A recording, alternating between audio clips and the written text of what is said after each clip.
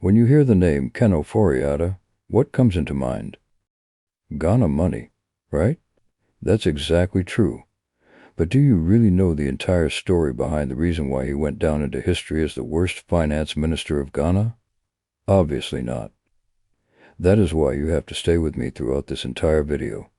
Let me tell you the story of how this man swindled an entire country out of billions of Cedis, and why he still can't be arrested for that, not even by the Interpol.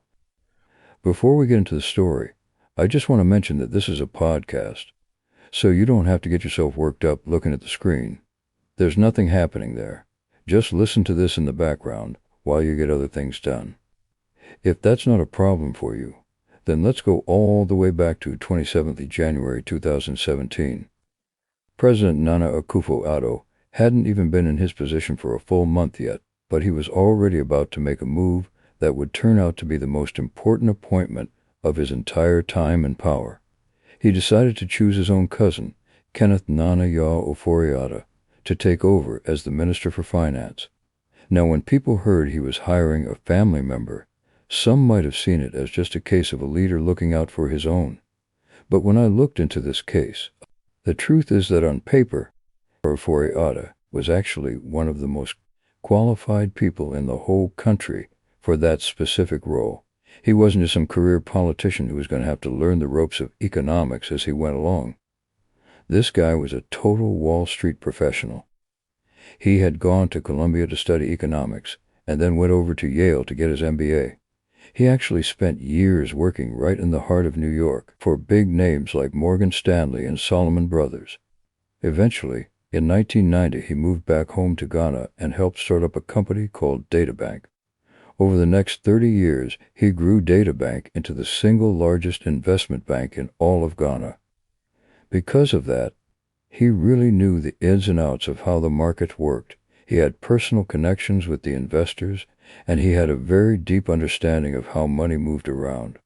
So, when the president officially nominated him for the job, the business community was actually very happy about the choice.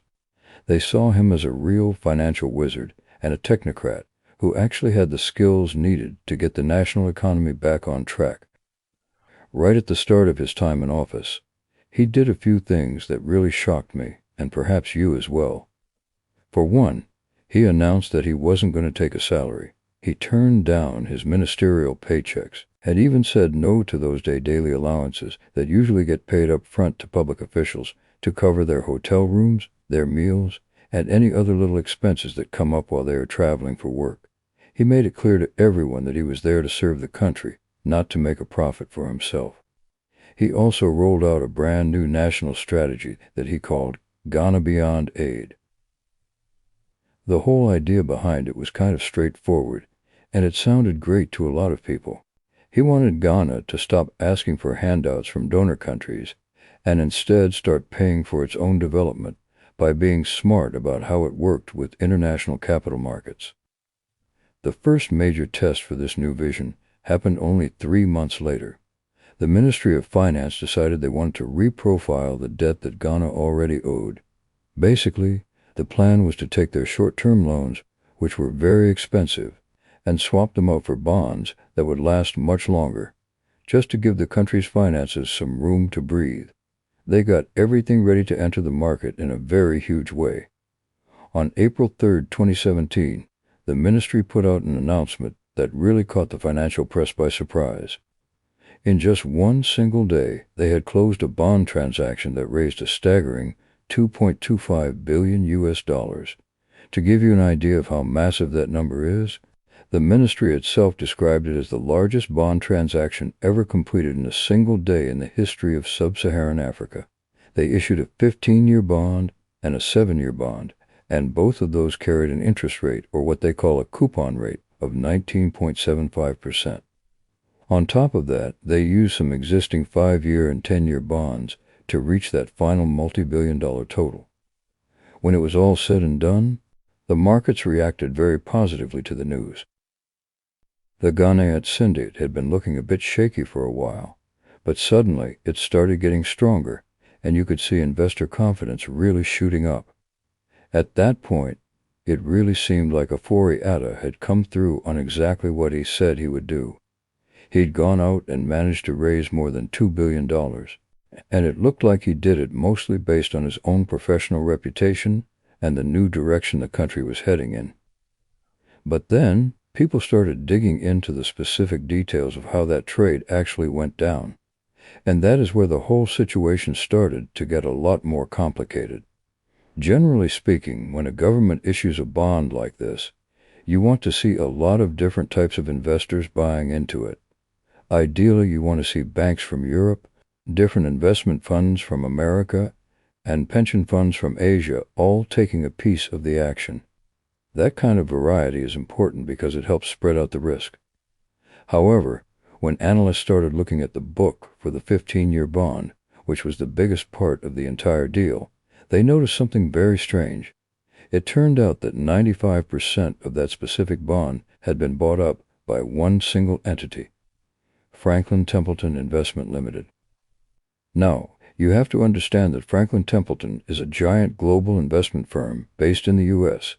It isn't unusual for a firm of that size to buy debt from various governments. But for one single company to buy 95% of a developing nation's long-term bond in one go is an incredibly heavy concentration. What it meant in practical terms was that a single American company basically held a massive amount of leverage over Ghana's entire debt profile. This caught the attention of the NDC, which is the main opposition party. Specifically, a man named Yaw Ofori-Atta, who was a youth organizer for the NDC at the time, started looking into the facts. He began digging into the relationship between the finance minister and this American buyer, and he eventually found a connection that looked very bad for the government. So, while the public was still processing the news of this massive bond deal, a specific name started coming up that changed the whole tone of the conversation. The name was Trevor G. Trevgarn.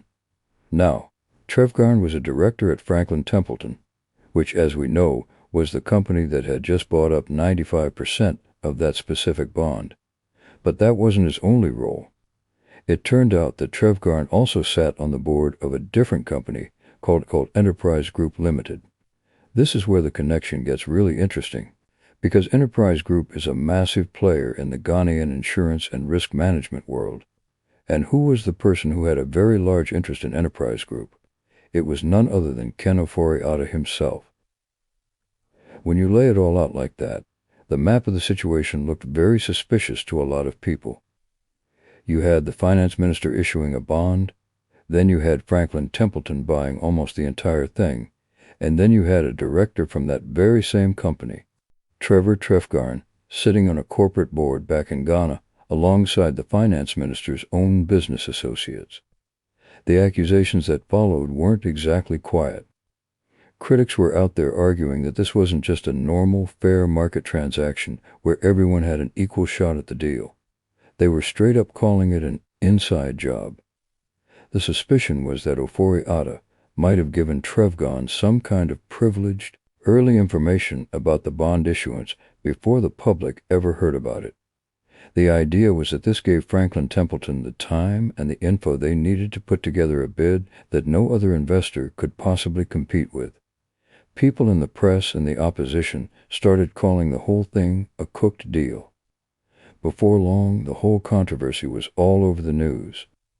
The minority party in Parliament was making a massive amount of noise, and they were demanding some real answers.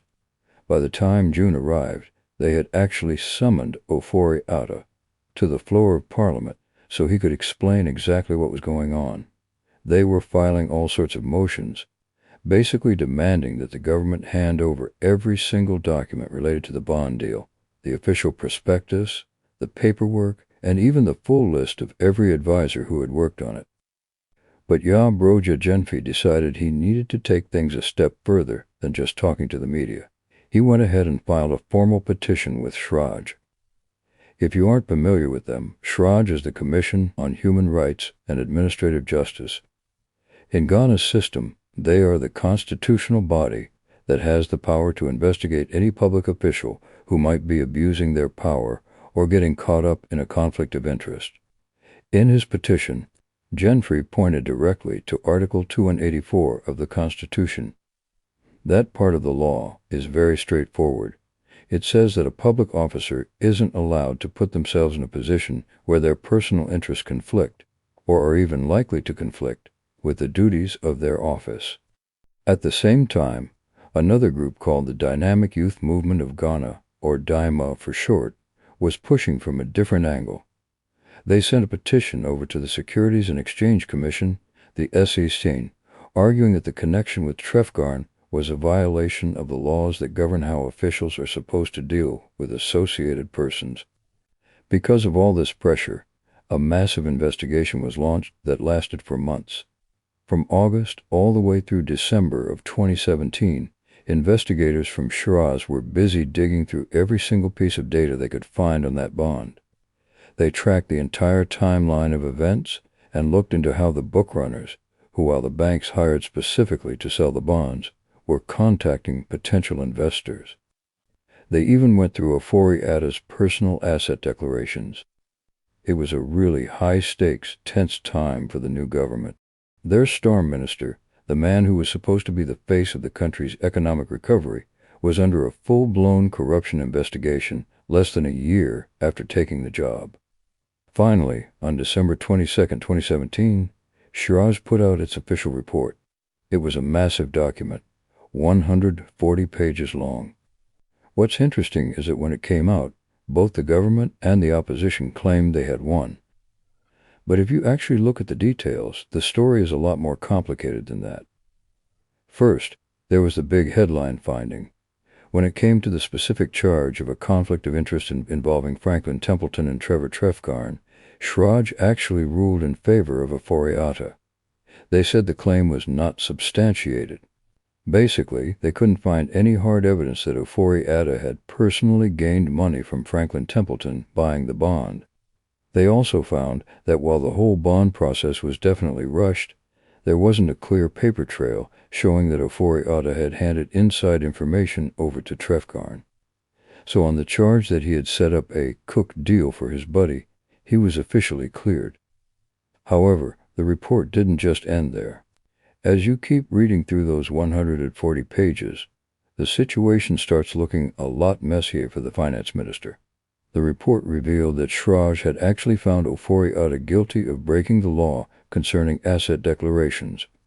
You see, in Ghana, there is a specific law called Act 550. This law requires any public official to list out every single asset they own and everything they owe the very second they take office. It's a standard procedure meant to stop corruption before it starts. What the investigators discovered was that Ofori-Atta, this same man who had made a huge public show of turning down his salary to prove how much integrity he had actually failed to fully declare his business interests and his assets the way the law required him to. For a person who had built his entire reputation on being transparent and honest, this was a major technical foul.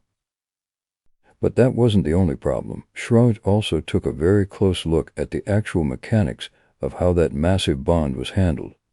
They found that the Ministry of Finance had basically ignored the rules by violating the public borrowing guidelines. The report pointed out several massive issues. The whole issuance had been done way too quickly. The level of transparency was really poor, and the ministry simply hadn't followed the correct protocols that are supposed to be in place for a transaction of that massive size. So, the conclusion there was that even if it wasn't a case of a corrupt deal designed for personal profit, the actual way they carried it out was still illegal.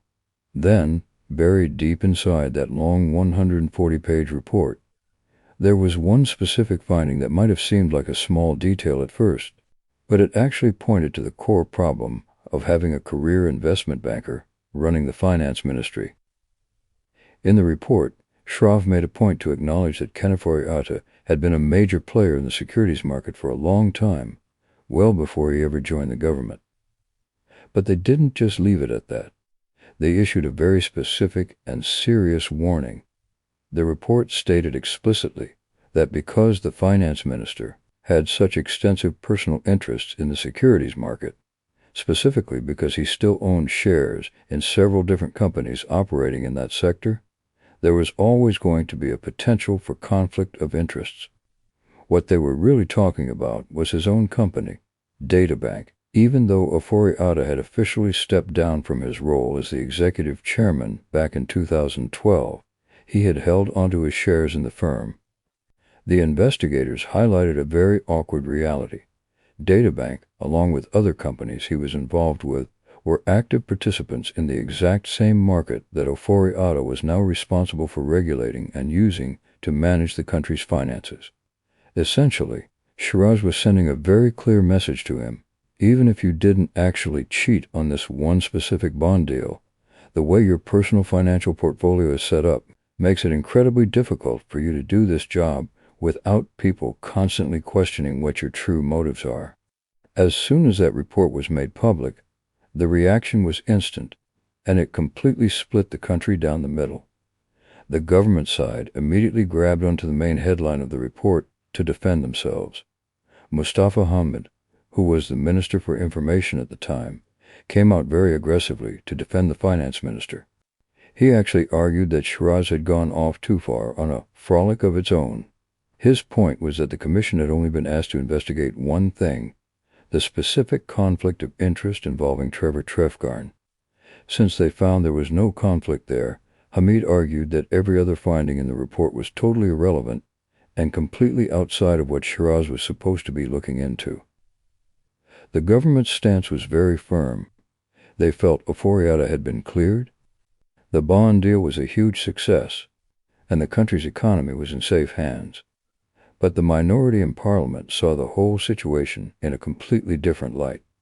Haruna Idrisu, who was the minority leader at the time, read that exact same 140-page report and saw something completely different. To him, it wasn't a clearance at all. It was a serious indictment of the finance minister. He really zeroed in on the parts of the document that detailed the procedural breaches and the fact that Ofori-Atta had failed to properly declare his assets like he was supposed to. Idrisu even put out a formal statement saying that the report actually vindicated everything the opposition had been saying, that the entire bond issuance was full of irregularities and hadn't been handled correctly. But Idrisu didn't just stop at making a public statement. He actually went a step further and gave Ofori-Atta a direct ultimatum. He told the minister publicly that he had exactly 14 days to resign from his position and walk away. His argument was very straightforward. He believed that if you are the finance minister and you've broken the official guidelines for public borrowing, and on top of that, you haven't been honest about your own assets, you simply cannot stay in office. For the opposition, it didn't really matter whether or not Ofori-Atta had personally pocketed money from the Franklin Templeton trade. In their eyes, the other failures mentioned in the report were more than enough to prove he shouldn't be the one in charge of the country's money. Ofori-Atta, however, didn't back down for a single second. He didn't resign, and he didn't show any signs that he was planning on going anywhere. In fact, he actually had his lawyers signal that he might even turn around and sue Shiraz to try and get those negative findings about the bond procedures thrown out of the report entirely. So, as 2017 came to an end, the man everyone was calling the financial wizard managed to survive his first big scandal. The $2.25 billion was already sitting in the bank. The investors were happy with the deal they got, and the president stood firmly by his cousin. The government basically just threw that Shiraz report away in a drawer, treating the whole investigation more like a minor technical nuisance than a serious warning that they should have listened to. But even though they moved on, that one specific sentence in the report, the one that said his extensive business interests would always raise the potential for conflict, remained there on the official record. It was a fundamental structural flaw in his appointment that was never going to just go away, no matter how much the government ignored it. What's also interesting is that while everyone was focused on the big fight over Franklin Templeton, nobody was really paying much attention to the fact that other firms were involved in that bond issuance too. There were advisors and bookrunners involved. These are the professional firms that actually earn the big fees for making these kinds of massive deals happen. Because the spotlight was shining so brightly on the American buyer, the actual machinery used to sell the bond, and specifically the question of who was getting paid to run that machinery, just kind of slipped into the background and out of the public eye. So, between 2017 and 2020, the government went on a massive borrowing spree. They ended up issuing about $8 billion in Eurobonds on the international market. Now, every single time they went out to the market like that, they needed what they call transaction advisors and book runners. These are basically the professional firms and banks that do the heavy lifting for the deal. They're the ones who organize the sale, talk to the potential investors, and handle all the complicated paperwork. For doing all that work, these firms get paid a fee, which is usually a specific percentage of the total amount of money they manage to raise. If you look back at the records from that time, Databank, which was Ofori-Atta's own bank, was listed as either a co-manager or a book runner in almost every single one of those massive Eurobond deals. Of course, the Ministry of Finance and the Bank of Ghana had an official defense for why this was happening. They claimed that the whole process for picking these firms was automated. Their story was that they chose these primary dealers and bond market specialists based strictly on how well they were already performing in the secondary market. Their argument was basically that if a firm was already very active in trading bonds, they were the ones naturally chosen to help put out the new ones. They pointed out that Databank had been a major player in the market long before Ofori-Atta ever became the minister, so they said it was only natural for them to be involved in the process. But that logic really ran into a problem on March 26, 2018. That was the day the government raised 1.58 billion Cedis through a domestic 3-year bond. When the details finally came out, they showed that Databank wasn't just participating in the deal, they were actually acting as a joint bookrunner right alongside Fidelity Bank. And you have to remember, this was all happening right there in Accra, under the very direct and close supervision of the Ministry of Finance itself. This is the point where Isaac Adongo, who represents Bolgatanga Central as an MP, decided he had seen enough and stepped in. Adongo was a member of the Finance Committee, and he had noticed a specific detail that almost everyone else had completely missed. It wasn't just about the fact that Databank was being included in these deals. It was about who was being left out to make room for them. In April of 2018, Adongo published a letter that was very specific about this. He pointed out that for quite a few years, a firm called Strategic African Securities, or SAS, had been one of the traditional go-to book runners for the government. They were a well-established player in the market. But as soon as Ofori-Atta took over the ministry, SAS suddenly disappeared from the list. They were displaced, and Databank was sitting right there in their spot. Adongo called the whole thing a clear conflict of interest. His logic was pretty easy to follow. The finance minister is the one person who gets to decide exactly when the country is going to borrow money and exactly how much it's going to take on. If the firm he co-founded and still owns shares in got a paycheck every single time he made a decision to borrow, then he had a direct personal financial reason to keep the country borrowing more and more. Adongo's point was that if competitors were being pushed out just to make room for the minister's own firm, then the market wasn't actually a free market anymore. The ministry just brushed those comments off, though.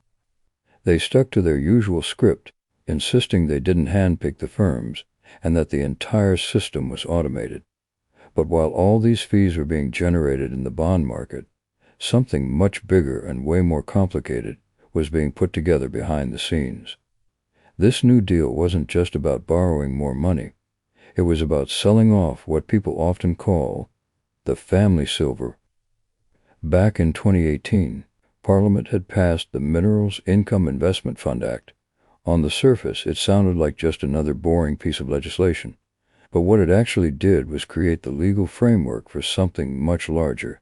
It allowed the government to set up what they call special purpose vehicles, which are basically companies created just to handle one specific financial deal, to manage all of Ghana's mining royalties. By October of 2019, the government had finished a planning to do something pretty radical with the country's gold. They decided they were going to take the royalties from 16 different active gold mining leases, which is essentially the money Ghana gets paid for its gold, and turn those future payments into immediate cash. The way they wanted to do this was by packaging all those future royalty payments into one single company. Then they would list that company on the stock exchange and sell off 49% of it to private investors. The ultimate goal was to get $500 million in cash right away. They actually went and set up a company in Jersey, which is in the Channel Islands. At the very beginning, they gave it the name Asasi Royalties, but they later changed it to Agyapa Royalties Limited. Now you might wonder why they picked a place like Jersey for this. It's a very well-known tax haven where corporate secrecy is a big deal. Because of that, people started asking why a sovereign nation like Ghana would take its national gold heritage and move the legal ownership of that money out of the country to a tax haven off the French coast. Right away, some of the big civil society organizations in Ghana, like Imani Africa and ACET, started sounding the alarm about the whole thing. They argued that by putting these gold royalties into a company based in Jersey, the government was essentially making it impossible for any of the oversight bodies back home to keep a proper eye on the money.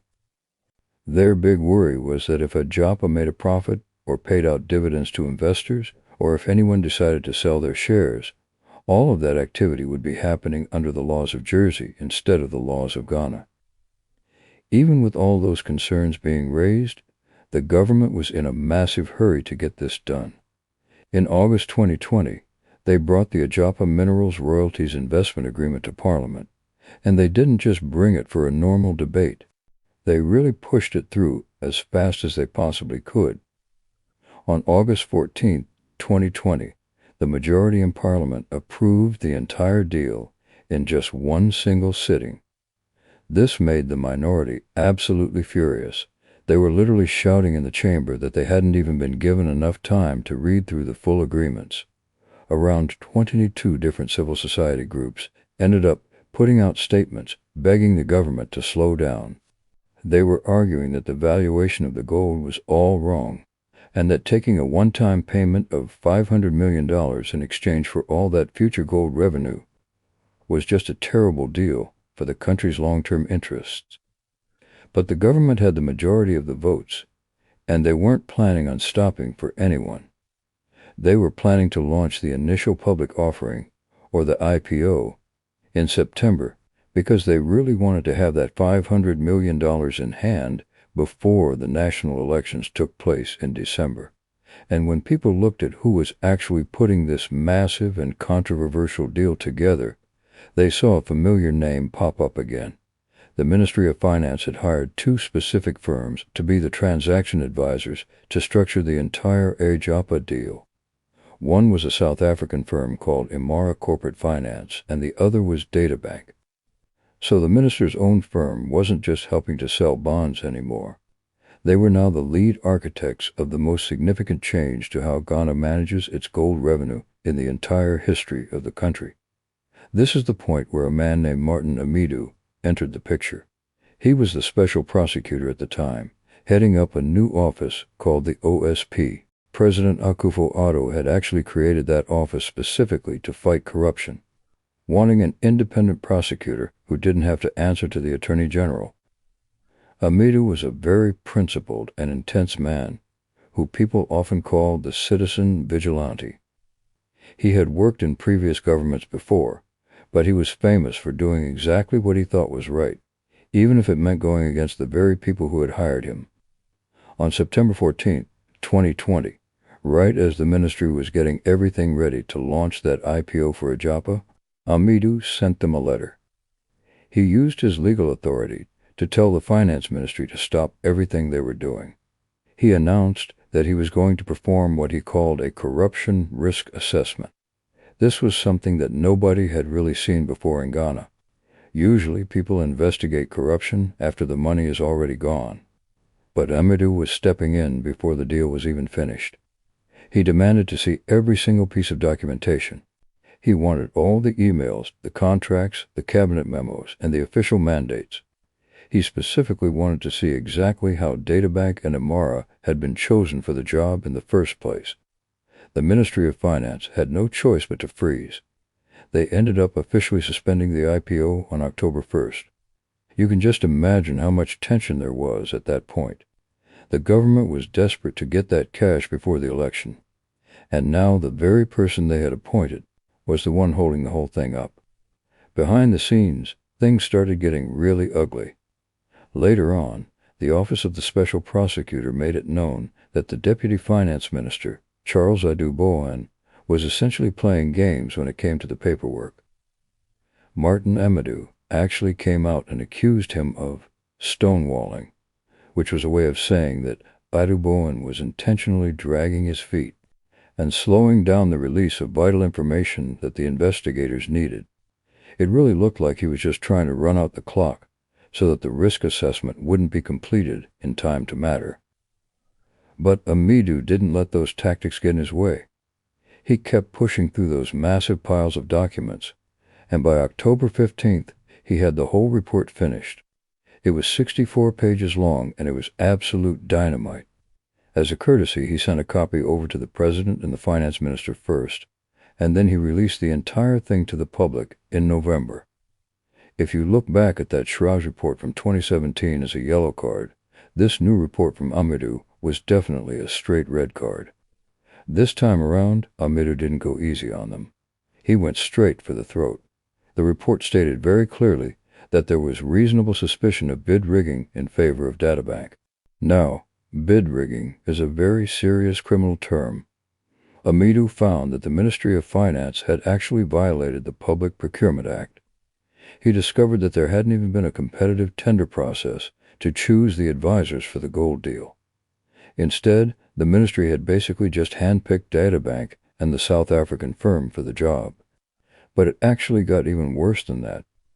Amadou found evidence that the ministry had set up what he called a decoy tender. This means they went through the motions of pretending to look for other advisors, but the whole process was being manipulated from the very beginning just to make sure Databank got the contract. It was a complete fix.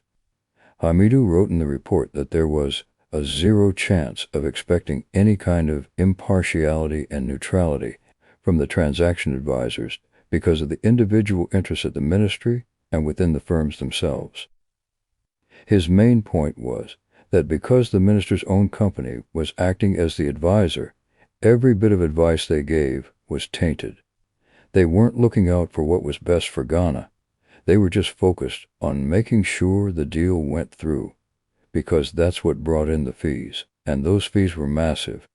The investigation found that the ministry had already paid out or committed about $12 million to all these various consultants and advisors.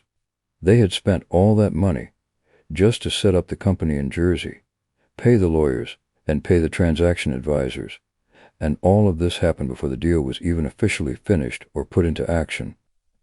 Amadou also went after the entire way the deal was structured. He called the Agyapa arrangement a surrender of Ghana's sovereignty over its gold revenue. He pointed out that by moving the rights to that gold to a tax haven, the government was effectively hiding the nation's wealth from its own citizens. The report was absolutely devastating for the administration. It basically confirmed every single thing the opposition party and the civil society groups had been worried about for months.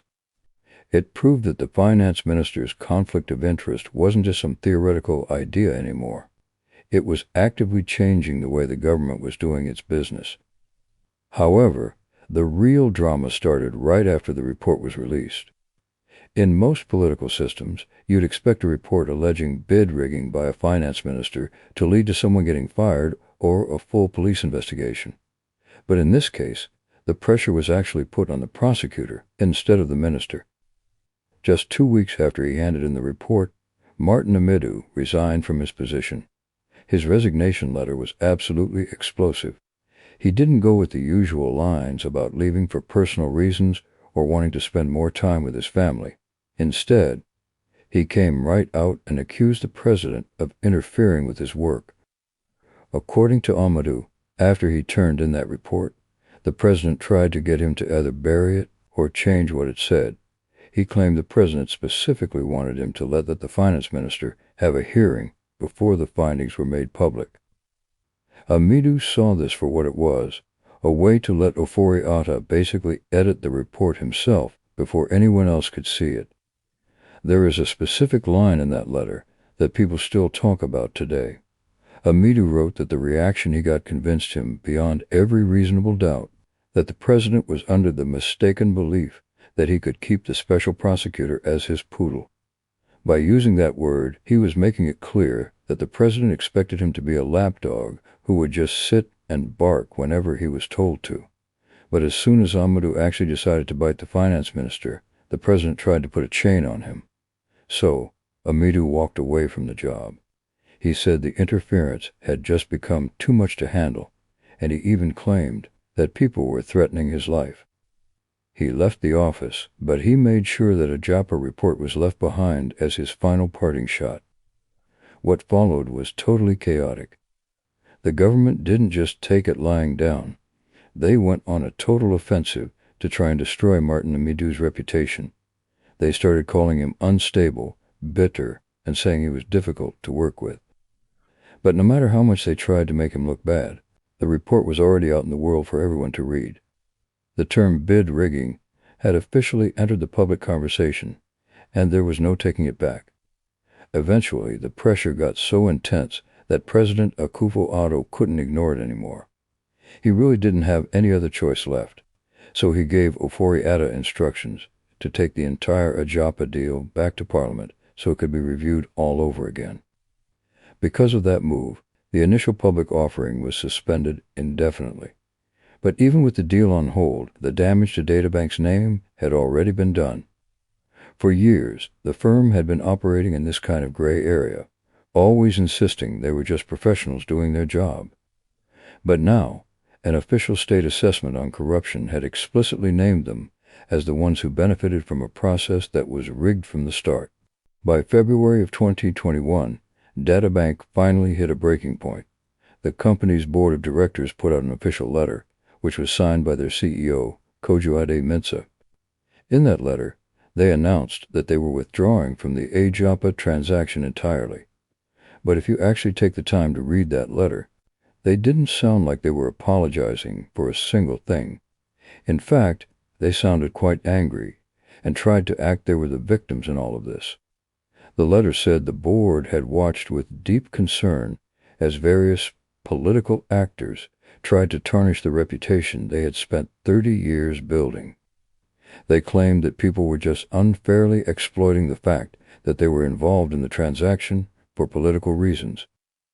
They were very quick to blame political actors and the political season, but they completely ignored the actual findings of bid rigging.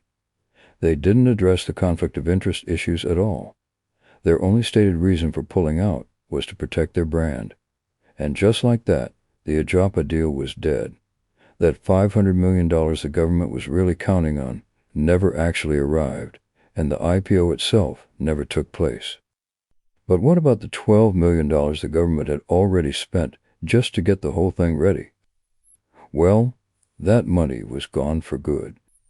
In 2021, there was a pattern that was simply impossible for anyone to ignore. You had a finance minister who had managed to survive that Schrei's report back in 2017. You had the Ministry of Finance that was constantly and very aggressively pushing the ministers of his own private firm into these massive bond deals and royalty agreements. And on top of all that, you had a president who was apparently willing to lose his own perfectly hand-picked anti-corruption prosecutor rather than let go of his cousin finance minister. But while all that fighting over gold royalties was happening, the national debt was growing. All those billions of dollars the government had borrowed since 2017, the exact same bonds that Databank had been paid to help sell, were starting to pile up into a massive mountain of debt. The bill for all that borrowing was finally coming due. And as the situation got worse, people started doing the math to figure out exactly how much money Ofori-Atta had actually made for himself, while the rest of the country was slowly sinking. In May of 2021, Isaac Adongo sat down and did some math that really changed the whole conversation. Up until that point, Most of the debate about Kenneth Ofori-Atta and Databank was focused on ethics. People were arguing about things like conflicts of interest, moral hazards, and whether it was even right for a government minister's private company to be involved in the state's business. But Odongo decided it was time to put a specific price tag on what was happening. He published an article with a title that definitely didn't pull any punches. He called it Blood-Sucking Vampires at the Finance Ministry. In it, Odongo took a very hard look at the massive amount of debt the government had taken on between 2017 and 2020. He estimated that the total value of all those bonds was somewhere around 250 billion Cedis. Then, he looked at what transaction advisors, the book runners, usually charge as a fee for these kinds of deals. In that industry, the standard fee for a lead manager is generally about 0.35% of the total amount of money raised. So, Odongo did the multiplication. He calculated that the fees paid out to the advisors, specifically pointing to Databank and another firm called Black Star Brokerage, added up to about 875 million Cedis. When that 875 million number finally went public, it hit the country like a shockwave. The Ministry of Finance didn't wait long to fire back. They couldn't really say Databank wasn't involved in the deals, because the firm's name was printed right there on the official bond prospectuses for everyone to see. Instead, they tried to poke holes in the math that Isaac Odongo had used. They put out a statement to explain that the way fees are structured is actually quite different from what he claimed. Their story was that Databank wasn't acting as a lead manager for those Eurobond deals. Instead, they were co-managers. In the world of bond sales, there's a hierarchy, and co-managers don't get that full 0.35% fee. They get a smaller piece of the pie, something closer to 0.10%. Because of that difference, the ministry said Odongo's 875 million figure was impossible to conceive and called it totally misleading. But here's the thing, that denial was actually a confession in disguise. By arguing about the exact percentage of the fee, the ministry was ignorantly confirming that these payments were actually happening. They were essentially saying, look, we didn't pay them 8 to 75 million. It was actually a lot less than that. But at the same time, they were admitting that the minister's own private company was getting a paycheck every time the government borrowed money. And it wasn't just about Databank anymore. Odongo also pointed the finger at another firm called Black Star Brokerage. That company was owned by Charles Adu Bowen, who was the Minister of State at the Ministry of Finance at the time. That made him Ofori-Atta's own deputy. So when you looked at it, you had the finance minister's company and the deputy minister's company both acting as advisors on the very debt that their own ministry was creating. While the politicians were arguing over the exact percentages of these fees, the actual economy was starting to buckle under the weight of all that borrowing. When Ofori-Atta first took over the job in 2017, the total public debt was around 122 billion Cedis. But by September of 2022, that number had exploded to over 467 billion Cedis. If you look at that jump, the debt had nearly quadrupled in less than 6 years. The interest payments alone were starting to swallow up everything the country had. In late 2022, Ofori-Atta actually stood at a podium and admitted that for every single Cedi the government collected in tax revenue, between 70 and 100 pesewas, went straight to paying off just the interest on the debt. That's about 70 to 100% of every Cedi collected. Think about what that really means in practice. It meant the government had basically zero money left over for things like schools, roads, hospitals, or even paying salaries, unless they went out and borrowed even more money. It had become a vicious cycle where they had to borrow just to pay the interest on the money they had already borrowed. And of course, every single time they went out to borrow more, those transaction advisors were right there getting their fees. Eventually, the currency just collapsed. By 2022, the Ghanaian Cedi was ranked as one of the worst performing currencies in the entire world, and it was in a total freefall against the US dollar. Investors took one look at Ghana's balance sheet, saw that the debt to GDP ratio was crossing that 100% mark, and they started pulling their money out as fast as they possibly could.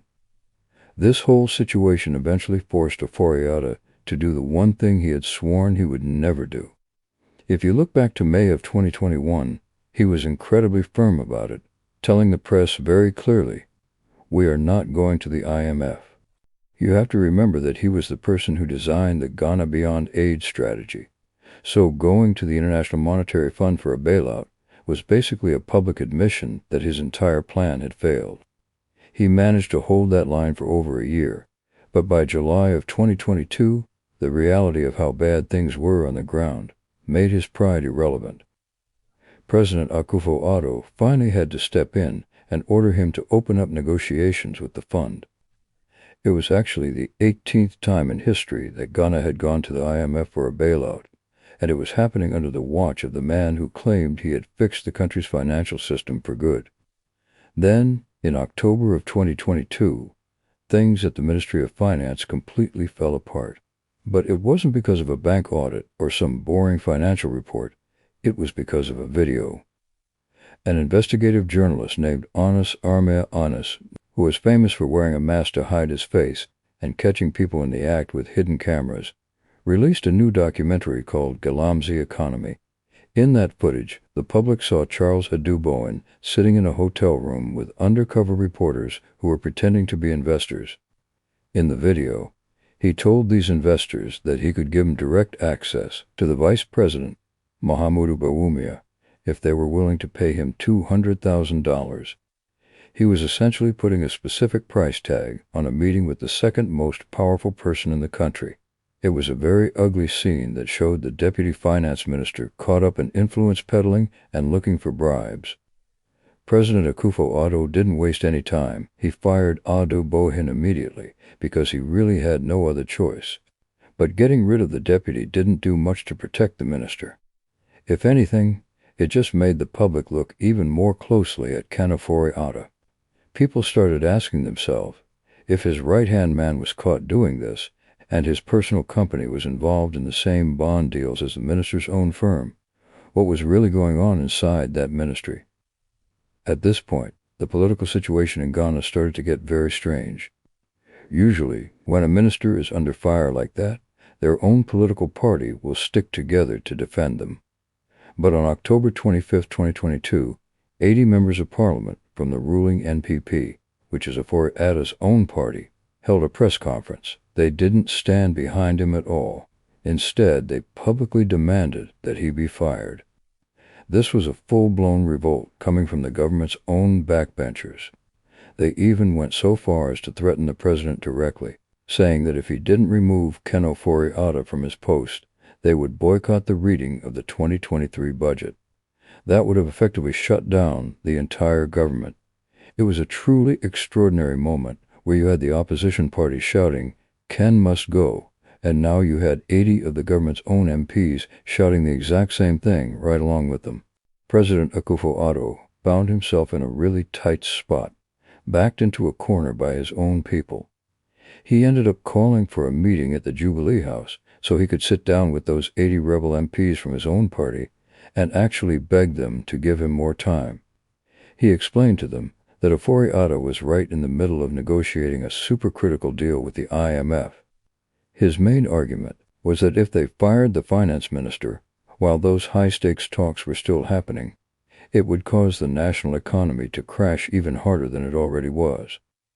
He asked for a truce, basically requesting that Ofori-Atta be allowed to stay in his post just until the IMF negotiations were finished and the national budget was officially read.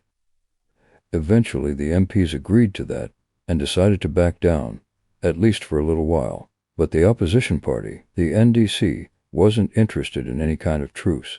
They saw a clear opening to take him down, and they took it. They filed a formal motion of censure to have Ofori-Atta removed from his office. They listed 3 main reasons for wanting him gone. They said he had grossly mismanaged the entire economy.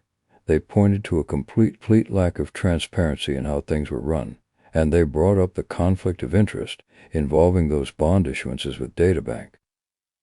To deal with this, Parliament put together an 8-member committee to look into all those claims, and they brought Ofori-Atta in to testify. He sat there looking just as calm as he always does and gave a defense that people are still talking about today. He told the committee point blank, "I have committed no crime."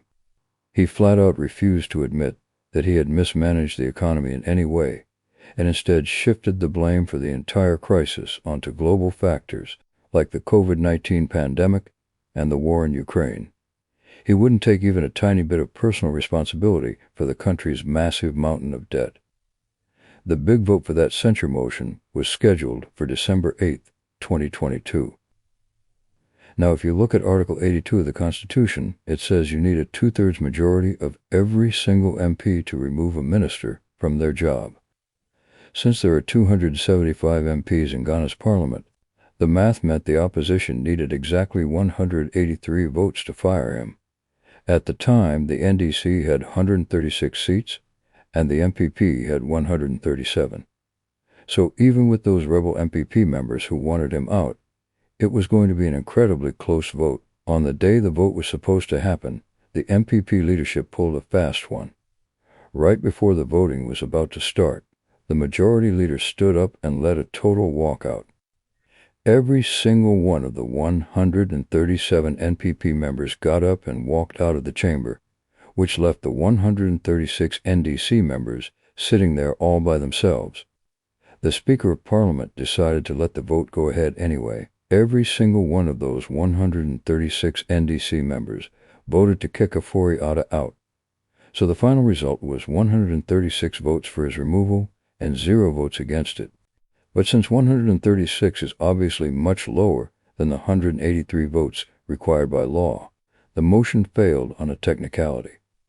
Ofori-Atta had managed to survive yet another attempt to remove him. He didn't keep his job because the parliament actually supported him. He kept it because his party simply refused to stay in the room and cast a vote. While Ofori-Atta was busy dodging these political attacks in Parliament, the actual economy was completely falling apart. In December of 2022, the government was forced to announce a sovereign default. Ghana officially suspended payments on the majority of the money it owed to foreign lenders. For the first time in an entire generation, the country had to tell the people it owed money that it simply couldn't pay them back. But while defaulting on payments to foreign banks was a massive deal, what the government ended up doing to its own citizens was actually much worse. In order to actually secure that IMF bailout, the government had to figure out a way to restructure all the debt it already owed. This led to them launching a program called the Domestic Debt Exchange Program, though most people just referred to it as the DDEF. The way this worked was extremely harsh. The government basically told everyone in Ghana who owned their bond, we're talking about banks, insurance companies, and even regular retirees, that the bonds they currently held were being swapped out. Those old bonds, which had been paying out a decent amount of interest, were just gone. In their place, people were handed new bonds that paid a much lower interest rate and would take a lot longer to actually reach maturity. The impact of this was absolutely devastating for people. In Ghana, pensioners usually put a lot of their money into government bonds because they're traditionally seen as risk-free investments. Retirees really depend on that interest just to buy basic things like food and medicine. So, when the finance minister suddenly announced that the value of their life savings was being slashed overnight, people were understandably furious. It wasn't just some abstract financial theory anymore. You had a situation where grandmothers were losing the income they needed just to survive. You actually saw these elderly men and women, many of them using canes to get around, out there raging right in front of the Ministry of Finance. They were sitting on the floor in the lobby, crying and begging the minister not to take away their pensions. Out on the streets, the public protests were getting even louder and more intense.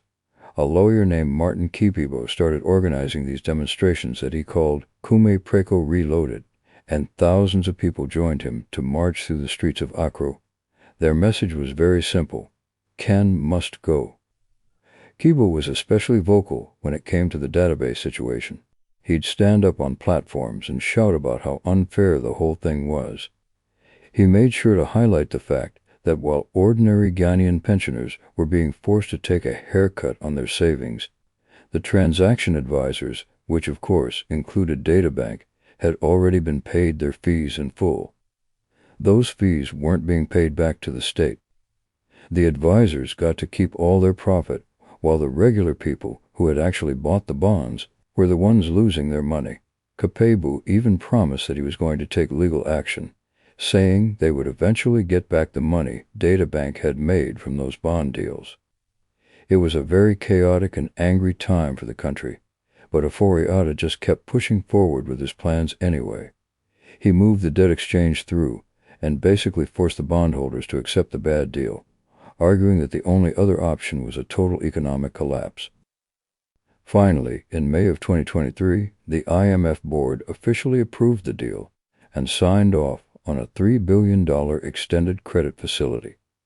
Ofori-Atta tried to frame this as a major victory, acting like getting the loan was a sign that the international community still had confidence in his leadership. But critics looked at the actual numbers, and they weren't impressed at all. They pointed out that the $3 billion Ghana was getting from the IMF was almost the exact same amount of new debt the government had taken on just to pay the interest on its old debt during the crisis.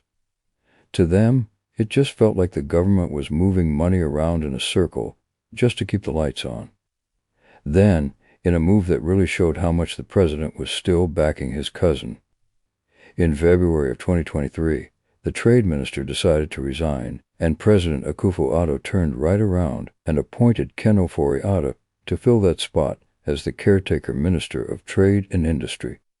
So for a few months there, the very same man who had overseen the collapse of the national currency and a massive debt default was running both the finance ministry and the trade ministry at the exact same time. He ended up staying in his position for another full year after the country had officially defaulted. He just sat through everything, all the protests in the streets, the motion in Parliament to kick him out, the public insults, and even the labor strikes. For a long time, it really seemed like he was completely immovable, no matter how bad things got for the public. But eventually, the political math started to change. With the 2024 national election getting closer, the ruling MPP party had to pick a new candidate to take over for Akufo-Addo. They realized pretty quickly that having Ofori-Atta as the public face of the economy was becoming a major political liability that they just couldn't afford to keep around. That Ken Musco protest from the voters was simply too strong for them to ignore anymore. Finally, on Valentine's Day, February 14th of 2024, President Akufo-Addo made his move. As part of a major cabinet reshuffle, he officially removed Ken Ofori-Atta from the Ministry of Finance. Just like that, his time at the top was over. After 7 years in that role, he was finally out. He was replaced in that position by Mohammed Amin Adam. Now, you might probably be thinking that this is the end of the whole story, that the minister was gone, the damage was done, and he would just go off to retire quietly or go back to his old work in investment banking. But this next part of the story is actually the most interesting one. Before we go on, if you really enjoyed this story, just take a second to give this video a like. That's more important to me. And if possible, just leave a comment too. Just anything would be appreciated. Giving you a few seconds to finish that. Alright, let's continue the story. On December 7, 2024, the entire political landscape in Ghana shifted completely. The ruling party ended up losing the national election, and John Dramani Mahama was elected as the new president.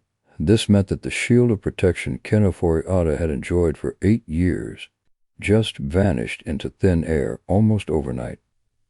The incoming government didn't waste any time at all getting to work. They started a new initiative that they called Operation Recover All Loot, which people mostly called ORAL for short. Even though it might have sounded like just another catchy political slogan, the actual mission behind it was very serious. They wanted to go through every single financial record they could find to figure out exactly where the money had gone during those years of the economic crisis.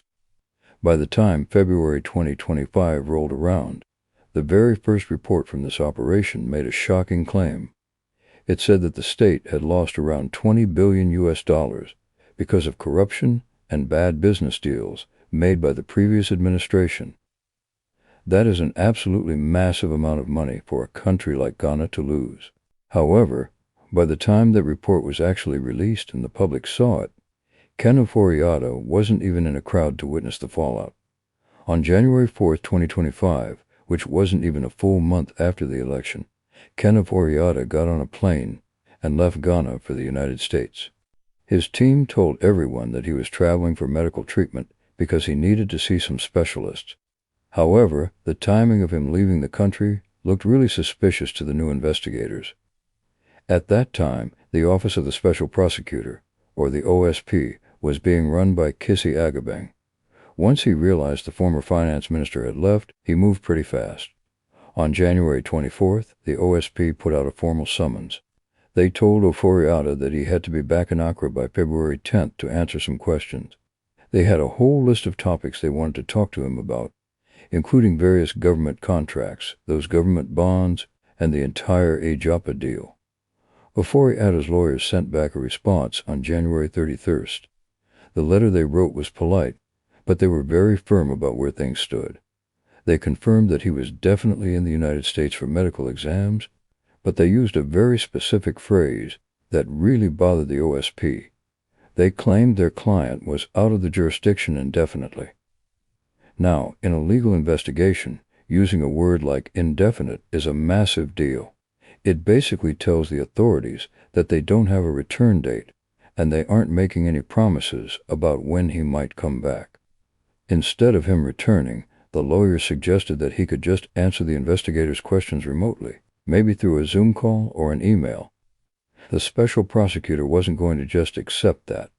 On February 10th, which was the day Ofori-Atta was supposed to show up for questioning, the OSP officially turned down his excuse. They demanded that his legal team give them a specific date for when he would be back in the country. They even gave the lawyers a warning. If they didn't get a date, they were going to use every legal tool available to force him to return. His lawyers pushed back again, though. They claimed that a doctor over in the U.S. had recommended that he might need surgical intervention. It really looked like they were trying to build a legal argument that he was simply too sick to travel back home to Ghana. But the OSP didn't feel like waiting around. By the middle of February, they officially labeled Ken Ofori-Atta a fugitive from justice. This was a huge step up in the whole situation.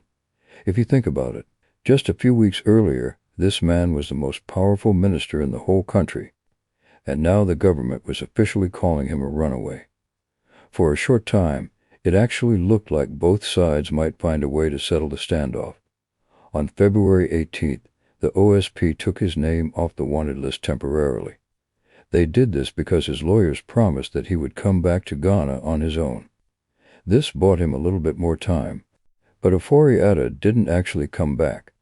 And to be fair, if you look at the medical records that were made public later on, you can see why things got so messy. It wasn't just a simple legal trick to stall the investigation. He was actually dealing with a very serious health problem.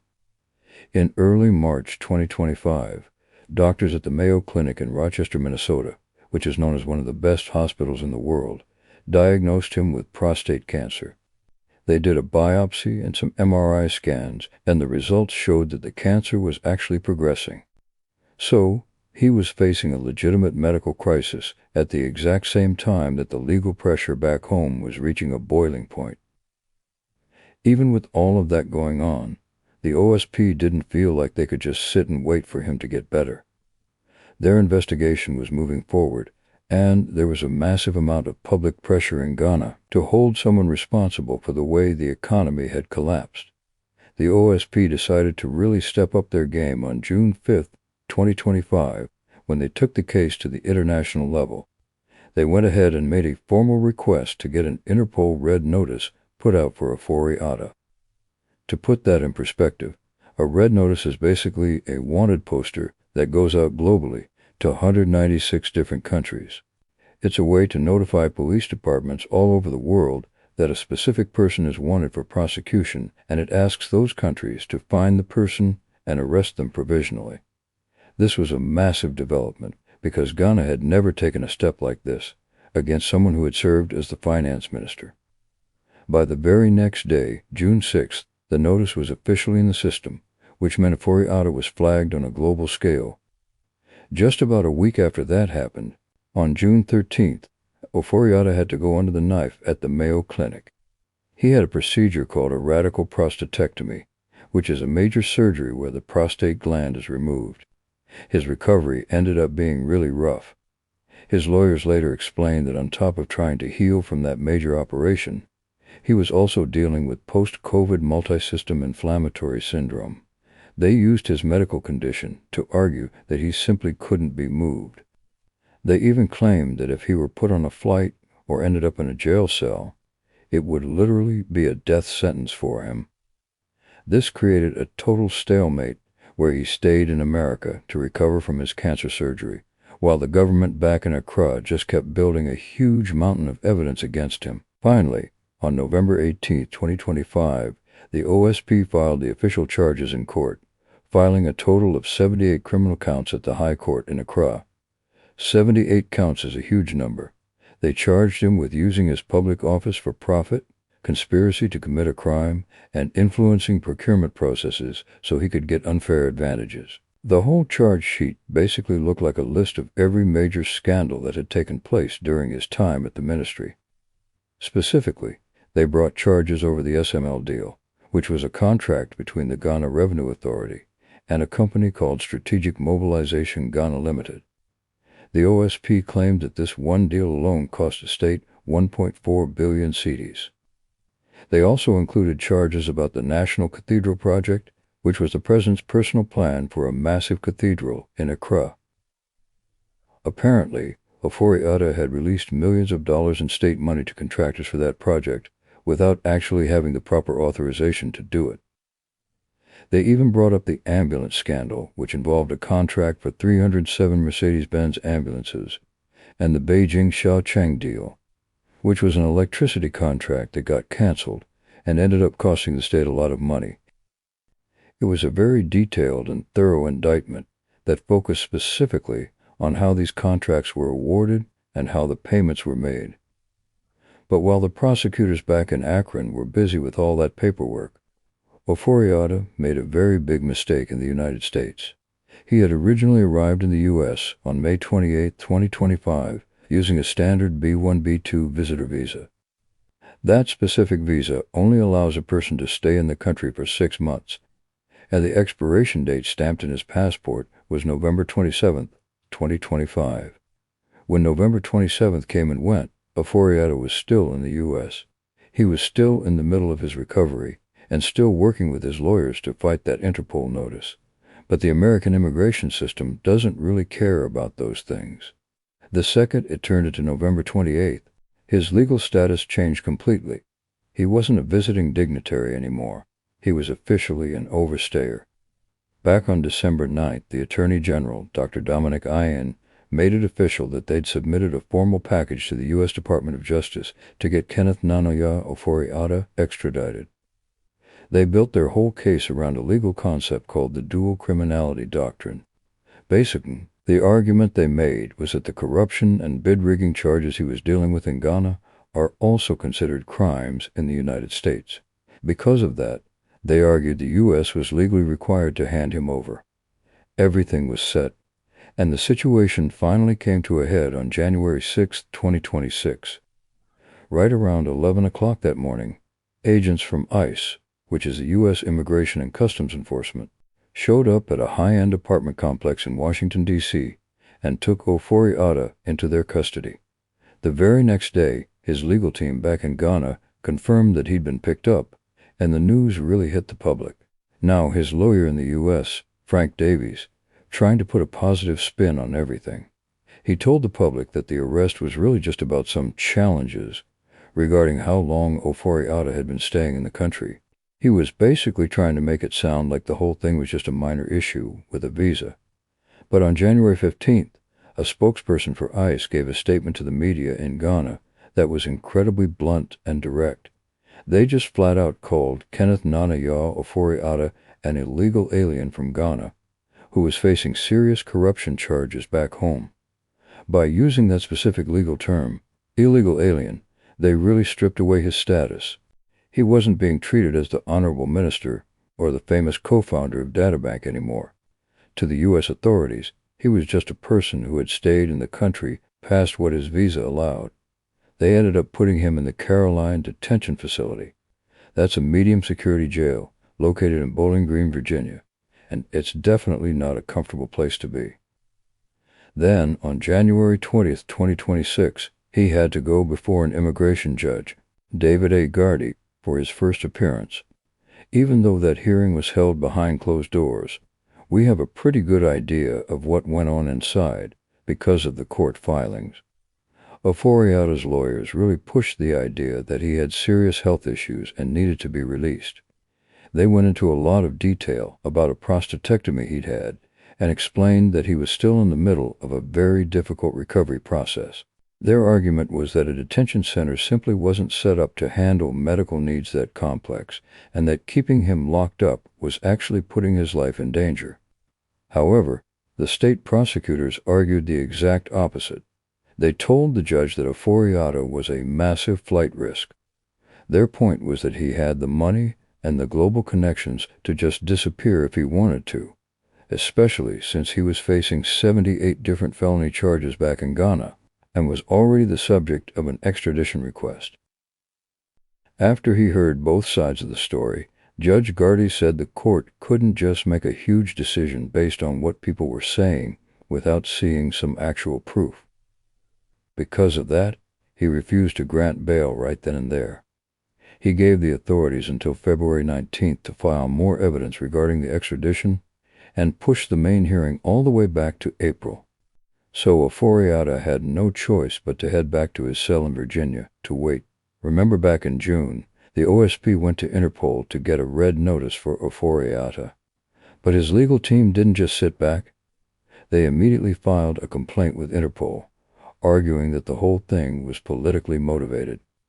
They claimed the new government in Ghana was simply using Interpol as a weapon to settle old political scores. One of the main points the lawyers made was about the timing.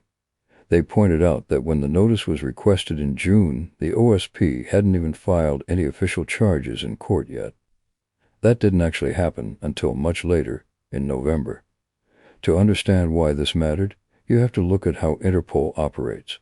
They have a very strict constitution, and Article 3 of that constitution explicitly says the organization cannot get involved in matters that are political, military, religious, or racial. They are incredibly careful about this rule because they don't want to be seen as a tool for new governments to hunt down and settle vendettas against officials from the administrations they just replaced.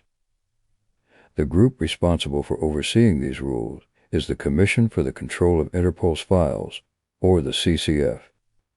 They took a long look at the case and reviewed the various statements coming out of Ghana. They noticed that the language used by officials had become very political and polarized. After weighing all the facts, the CCF ended up ruling in Ofori-Atta's favor on February 4, 2026. They didn't just take his side, though. They ordered that the red notice be permanently deleted from all their systems. Their reasoning was straightforward. Ghana's request was a direct violation of Article 3. In short, Interpol was saying the situation looked far too political for them to be involved. So they washed their hands of the entire thing. Ofori-Atta's lawyers got the word on February 13th, and they were obviously excited. They even put out a public statement saying they were happy the focus was finally moving away from what they called the court of public opinion and into a real courtroom. They believed that in a real court, actual evidence would matter more than just flashy headlines. For Ofori-Atta's reputation, this was a massive win. As far as Interpol was concerned, he was no longer an international fugitive. But here is the really ironic part of the whole situation. Winning that fight with Interpol didn't actually open his jail cell door. The reason he was being held at the Caroline Detention Facility had nothing to do with an Interpol alert. He was actually in custody because of ICE. Back in Ghana, the OSP basically just shrugged off the news from Interpol. Their stance was that the decision didn't really change anything for their investigation. They had already served the necessary summons through the American court system, and the formal extradition request was already sitting on a desk at the Department of Justice. From their perspective, they didn't need Interpol to get him back to Ghana. They just needed a U.S. judge to sign the final order. So, that brings us to the present moment, here in March 2026. Kenneth Ofori-Atta, the man who was the architect of billions of dollars in national debt, the co-founder of Databank, and the person who ran the Ghanaian economy for 7 years, is now in a state of total limbo. He is currently sitting in a detention center in Virginia, still trying to recover from his cancer surgery. He's essentially just waiting for an American judge to make a final decision. Will he be put on a plane back to Accra to face the music? Or will he find some other legal way to stay in the United States? And this is where I will end it. Congratulations for staying with me to the very end. Thank you so much. If there's any other topic you want me to cover, just leave them in the comments.